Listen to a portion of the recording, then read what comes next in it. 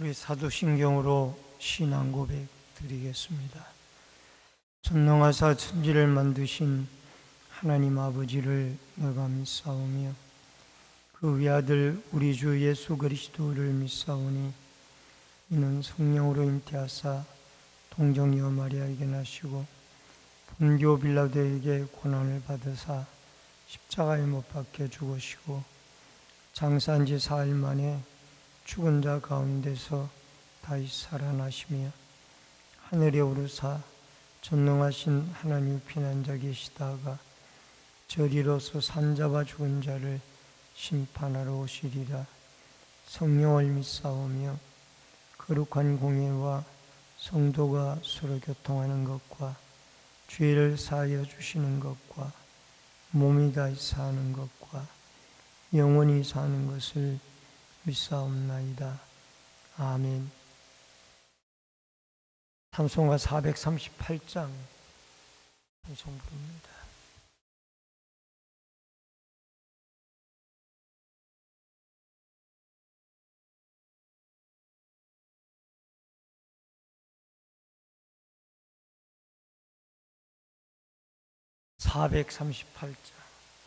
내 영혼이 은총 입어 중한 죄짐 벗고 보니 슬픔 많은 이 세상도 천국으로 화하도다. 할렐루야 찬양하세. 내 모든 죄 사함받고 주 예수와 동행하니 그 어디나 하늘나라. 주의 얼굴 뵙기 전에 멀리 뵈던 하늘나라 내 맘속에 이뤄지니 날로 가깝도다. 할렐루야 찬양하세.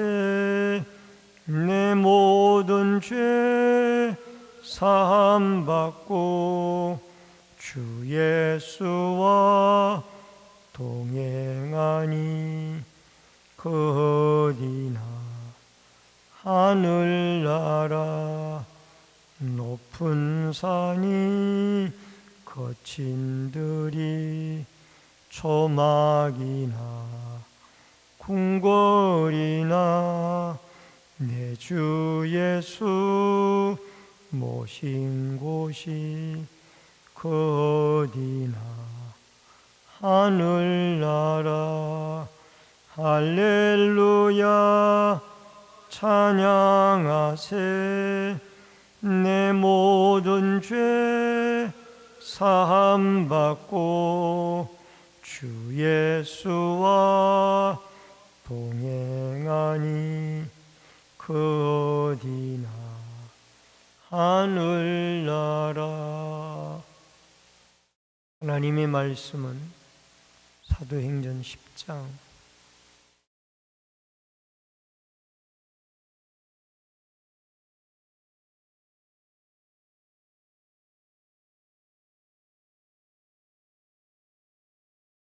34절부터 48절까지의 말씀입니다. 사도행전 10장 34절로 48절의 말씀. 베드로가 입을 열어 말하되 내가 참으로 하나님은 사람의 외모를 보지 아니하시고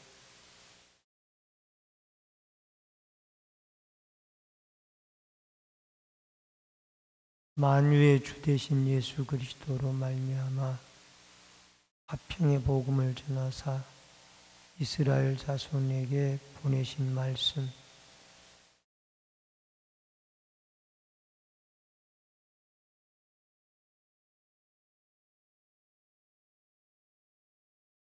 하나님이 나사렛 예수에게 성령과 능력을 기름 붓듯 하셨음에 그가 두루 다니시며 선한 일을 행하시고 마귀에게 눌린 모든 사람을 고치셨으니 이는 하나님이 함께 하셨습니다.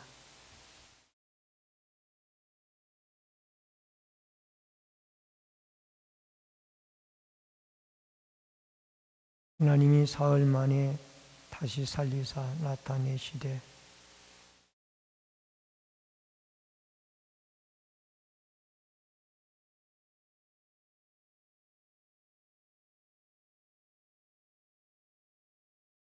우리에게 명하사 백성에게 전도하되 하나님이 살아있는 자와 죽은 자의 재판장으로 정하신 자가 곧 이 사람인 것을 증언하게 하셨고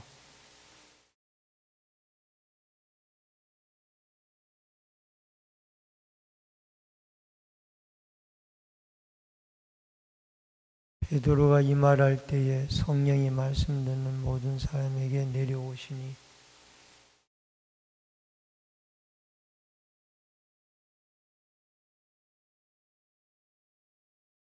이는 방언을 말하며 하나님 높임을 들음이르라.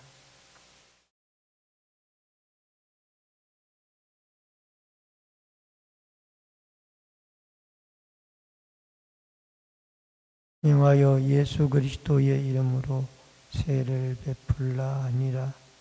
그들이 베드로에게 며칠 더 머물기를 청하니라. 아멘. 48절까지의 말씀을 같이 보셨습니다. 오늘은 이방을 향해 달려가는 복음이라 하는 주제로 말씀을 통해서 은혜를 나눕니다. 이제 복음은 예루살렘에서 온 유대를 지나서 사마리아 그리고 땅끝까지 빠르게 전파되기를 시작하고 있습니다. 에티오피아 내시를 통해서 빌립은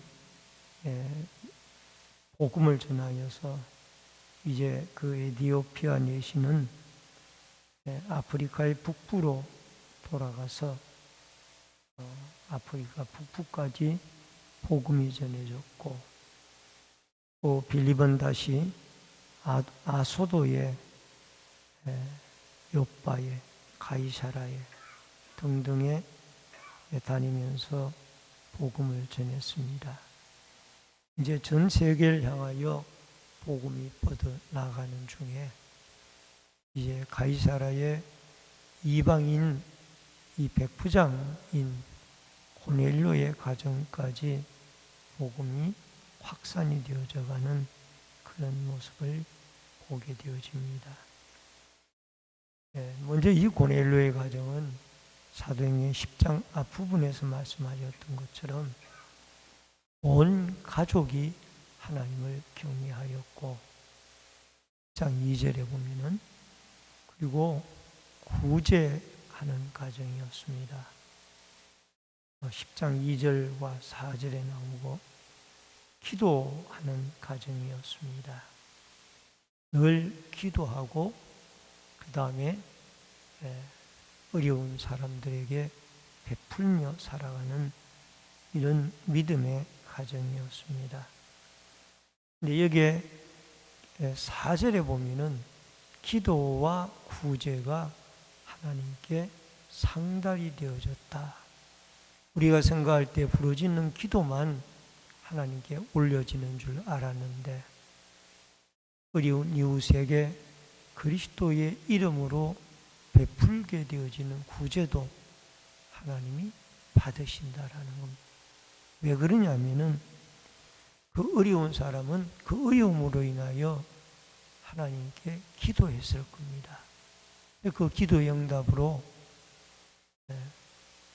배고프고 굶주린 사람에게 먹을 양식이 주어진다라면은 이 구제는 그분에게는 하나님의 기도의 응답으로 받아지기 때문에 구제도 기도와 함께 동일한 선상에서 이 사도행전 10장에서 두고 말씀을 하고 있다라고 우리는 이해를 하면 좋을 것 같습니다. 먼저 첫 번째로 이방인을 향한 설교를 베드로를 통해서 하게 됩니다. 34절로 43절의 내용입니다. 여러분, 34절에 보면은 하나님은 사람을 외모로 보지 아니하시고 라는 말씀을 하고 있습니다. 여러분, 보편적으로 사람들은 외모를 봅니다. 그분이 살고 있는 주거의 환경이나 아니면은 또 그분의 어떤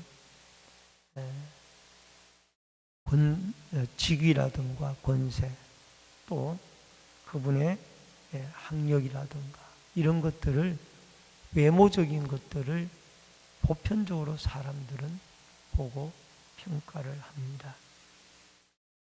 그러나 하나님은 이러한 것을 보지 아니하시고 사람의 중심을 보시는 분이 하나님이다 라는 것을 베드로는 설교 가운데 말씀을 하고 있습니다.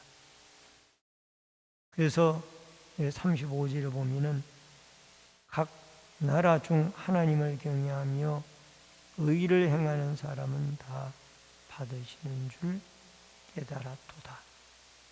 중심을 보시기 때문에 하나님은 각 나라 중에서 예수 그리스도를 믿고 의를 행하는 사람들을 외모를 보지 않고 다 받으시는 분이 하나님이다.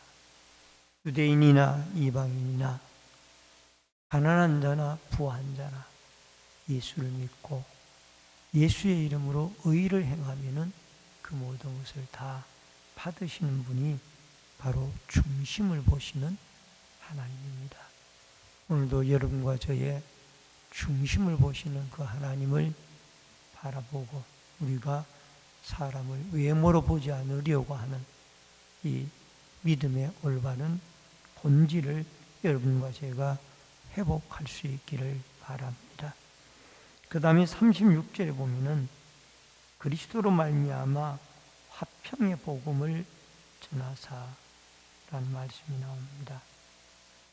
예수님을 통해 하나님과 우리가 화목하게 되어졌기 때문에 베드로는 여기에 화평의 복음이라고 말씀을 하고 있습니다. 여러분, 예수님의 십자가의 사건으로 이제 하나님과 우리와의 관계가 멀어졌다가 단절이 되어졌다가 다시 화평의 관계로 회복이 되어졌습니다. 그래서 샬롬 또는 에이레네라고 하는 이 평강은 그 원래의 뜻이 하나님과 우리 사이에 단절되어졌던 관계가 화평의 관계로 회복이 되어졌다라는 뜻이 그 평강이라는 단어의 뜻입니다. 그러므로 참된 평강은 하나님과 우리 사이에 예수 그리스도의 십자가의 복음으로 하나가 되어졌을 때 그곳에서 평강이 온다라는 것을 말씀을 하고 있습니다. 37절에 보니까 요한이 세례를 반포한 후 갈릴리에 시작하여 온 유대에 두루 전파된 그것을 너희도 알거니와. 세례 요한을 통하여 이제 갈릴리 바닷가에서 요단강가에서 시작이 되어졌고, 또 그 세례 요한에 반포되어진 복음이 갈릴리로부터 시작해서 이제는 온 유대 지역으로 퍼져 갔을 뿐만 아니라 더 나아가서 이제 그 복음이 전 세계를 향하여 퍼져 나가게 되어졌습니다. 하나님은 예수님에게 38절에 보니까 성령의 능력을 기름 붓듯 부어 주셨습니다. 그렇기 때문에 예수님은 공생의 사역에서도 수많은 기적과 복음을 증거하고 하나님의 나라를 일으켰던 것을 보게 되어집니다. 그리고 이 복음의 능력에는 네 가지가 나타나는데 39절에 보면은 예수님의 십자가의 죽음이 나오고 있습니다. 그들이 나무에 달아 죽였으나 예수님의 십자가의 죽음이 복음의 능력이고 40절에 보니까 하나님이 사흘 만에 다시 살리사 나타내시되 부활이 예수님의 복음의 능력입니다. 그리고 42절에 승천이 예수님의 복음의 능력인데 하나님이 살아있는 자와 죽은 자를 재판장으로 정하신 자가 살아있는 자와 죽은 자를 재판장으로 정하신 자, 이것은 그리스도의 승천하신 분이 예수 그리스도가 승천하여 재판장이 되어져서 다시 오실 것이라는 겁니다. 그 다음에 네 번째가 43절에 죄사함의 능력입니다. 복음에는 죄사함의 능력이 있습니다. 그를 믿는 사람들이 43절에 보면은 다 그를 힘입어 죄사함을 받았다 합니다. 예수를 믿는 자는 이방인이나 유대인이나 귀한 자나 천한 자나 구분이 없이 다 구원을 받게 되어지는 것이 복음의 위대한 능력입니다. 바울이 이 복음을 전했고 베드로도 고넬료의 가정에서 예수님의 십자가의 죽음과 부활과 승천과 또 죄사함을 받는 예수 그리스도를 믿는 자는 다 죄사함을 받는 이 복음의 위대한 능력을 증거하게 되어졌고 우리가 전할 복음의 능력도 바로 이 네 가지를 우리는 증거할 때 그 복음이 능력으로 주위에 안 믿는 자들에게 전파되어지고 확산이 되어질 줄로 믿습니다. 그 다음에 이방인에게 임한 성령입니다. 44절로 48절에 보니까 44절에 베드로가 이 복음의 말씀을 전할 때에 말씀 듣는 모든 사람에게 성령이 임하게 되어집니다. 그래서 그 성령은 사도행전 1장 8절의 말씀처럼 성령의 권능이 결국 예루살렘과 유대와 사마리아와 땅끝까지 전파되게 되어지고 있습니다. 근데 성령이 임하여서 45절에 보니까 할례받지 아니한 이방인들에게도 성령의 임함이 있게 되어지는 것을 보고 베드로가 놀라게 되어집니다. 말씀을 전했던 베드로도 말씀을 전하는 중에 그들이 방언을 하고 하나님의 이름을 높이고 영광을 돌리고 이런 모습을 보고 놀라는 거예요. 결국은 베드로가 깨달은 것이 무엇입니까? 하나님의 성령도 이방인이나 유대인이나 구분 없이 예수 그리스도를 복음을 믿기만 하면은 그들에게도 하나님의 성령이 임하게 되어진다라는 것을 깨닫게 되어졌습니다. 그래서 48절에 그리스도의 이름으로 세례를 베풀라. 이 고넬료의 가정에서 세례를 베푸는 아마 거기에 모여있던 사람들 가운데 예수 그리스도의 복음을 받아들이고 믿는 자들에게 이 베드로는 함께 세례를 베풀게 되어졌던 그런 모습을 보게 되어집니다. 하나님은 차별하지 않는 하나님이십니다. 그 사람이 이방인인지 유대인인지 구분하지 않고 중심을 보시고 예수 그리스도의 복음을 고넬료를 이방인의 가정에 베드로를 통하여 증거하게 되어지고, 온 가족이 고넬료의 가족은 예배하는 가정이며 또 기도하는 가정이고 구제하는 가정이었습니다.